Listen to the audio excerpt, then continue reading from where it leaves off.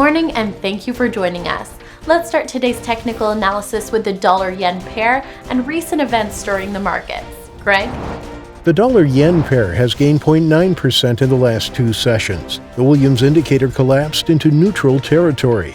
Bitcoin has gained 0.7% in the last session. The ROC transitioned sharply into the positive zone. The price of gold has added 0.6% in the last session. Stochastic moved sharply into the positive zone. The price of crude oil has gained 2.2% in the last session. The Williams indicator transitioned sharply into the overbought area. Thank you for your insightful trading ideas. Moving on to world headlines. The S&P 500 gained just short of its February record closing high in a broad rally led by tech stocks. Venezuelan mayors agreed to join the government's plan to expand the adoption of Petro, despite some municipalities not having the technology to handle it. The New Zealand dollar has fallen to a major trendline support after a dovish RBNZ rate decision. Thank you. And now let's go through today's major economic events.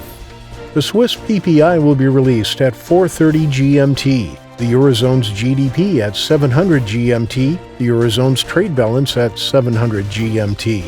The U.S. non-farm productivity at 10:30 GMT, the U.S. retail sales at 10:30 GMT, and the U.S. industrial production at 11:15 GMT. We hope that you've enjoyed today's market outlook. On behalf of all of us here, we wish you a productive trading day. Be sure to join our next review for the latest news and events from the financial markets.